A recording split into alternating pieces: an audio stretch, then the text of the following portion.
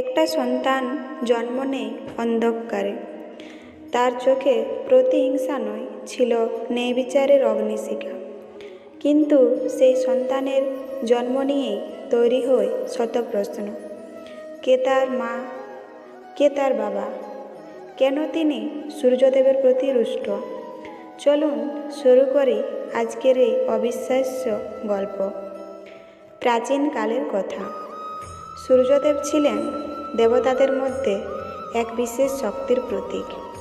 তার তেজ, তার দীপ্তি ছিল অপ্রতিরোধ্য। তার স্ত্রী ছিলেন সংজ্ঞা, রূপবতী, ধার্মিক এবং অত্যন্ত সংবেদনশীল। কিন্তু সূর্যদেবের অতিরিক্ত তেজ তার পক্ষে সহ্য করা কঠিন হয়ে দাঁড়ায়। ধীরে ধীরে সংজ্ঞা মানসিক ও শারীরিকভাবে ভেঙে পড়তে থাকেন। তার হৃদয়ে বাসা বাঁধে এক গভীর সিদ্ধান্ত। একদিন তিনি চলে গেলেন কঠিন তপস্যায় নিজেকে বিলীন করার জন্য। কিন্তু যাওয়ার আগে তিনি তৈরি করেন নিজের এক ছায়ারূপ, এক প্রতিলিপি, যার নাম ছিল ছায়া। ছায়া ছিলেন সংজ্ঞার অনুরূপ, দেখতে একেবারে এক, কিন্তু প্রকৃতিতে ছিলেন সম্পূর্ণ ভিন্ন। ধৈর্যশীলা, ধ্যানস্থ এবং অন্তর্মুখী।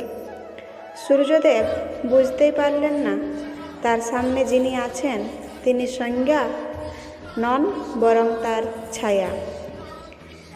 দাম্পত্য জীবন চলতে থাকে এবং কিছুদিনের মধ্যে ছায়া গর্ভবতী হন। কিন্তু সেই সময় ছায়া নিবিষ্ট হন ভগবান শিবের তপস্যায়। তার শরীর ও মন এতটাই তপস্যায় ডুবেছিল যে গর্ভস্থ সন্তানও শিবের শক্তিতে অভিষিক্ত হয়। এভাবে জন্ম হয় শনিদেবের।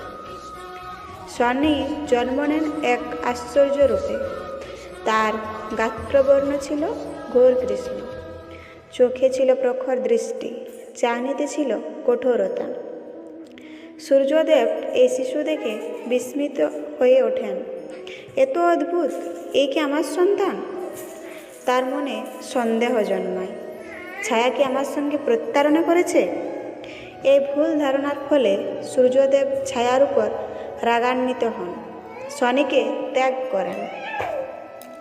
আর এই প্রত্যাখ্যানে শনির জীবনে জন্ম দেয় এক গভীর দুঃখ।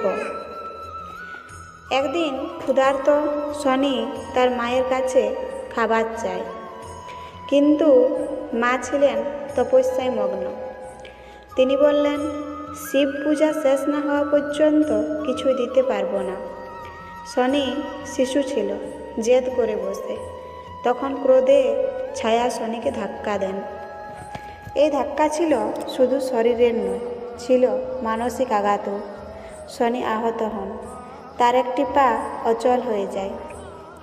ছায়া বলেন, তোমার গর্ব চূর্ণ হবে, তুমি কখনো পুরোপুরি হাঁটতে পারবে না। এভাবেই শনি হলেন এক ল্যাংড়া দেবতা। ধীরে ধীরে চলেন, কিন্তু তার দৃষ্টি হানিকর। বছর কেটে যায়। সূর্যদেব ধীরে ধীরে বুঝতে পারেন যে তার স্ত্রী আসলে সংজ্ঞা ছিলেন না, বরং সেই ছায়া যাকে তিনি চিনতেই পারেননি। সত্য উন্মোচিত হয়, তিনি অনুতপ্ত হন, কিন্তু ততদিনে অনেক দেরি হয়ে গেছে। শনি তখন এক কঠিন তপস্যায় রত, ভগবান শিবের আরাধনা করছেন। ভগবান শিব বলেন, হে শনি, তুমি আমার প্রিয়, তুমি হবে কর্মফলের বিচারক, তোমার দৃষ্টি হবে ধ্বংসাত্মক কিন্তু নেই পূর্ণ। তপস্যার ফলে শনি পান অতুল শক্তি। তিনি হয়ে ওঠেন কর্মফলের দাতা। তিনি দেখেন কে পাপ করছে, কে অন্যায় করছে। তার দৃষ্টিতেই নেমে আসে শাস্তি। লোকেরা ভয় করে তাকে, কিন্তু আসল সত্য হলো তিনি কাউকে অকারণে কষ্ট দেন না।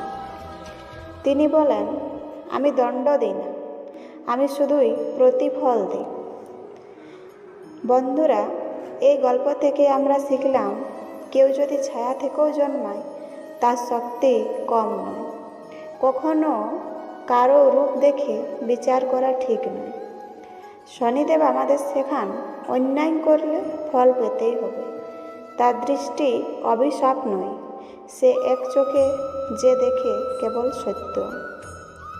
যদি এই গল্পটি আপনাদের ভালো লেগে থাকে তাহলে চ্যানেলটি লাইক করুন, শেয়ার করুন আর কমেন্টে লিখুন আমি ন্যায়ের পথে চলব। আপনাদের জন্য আবার নিয়ে আসব এমনই দেবকথা, পুরাণ ও অজানা কাহিনী। সাবস্ক্রাইব করতে ভুলবেন না।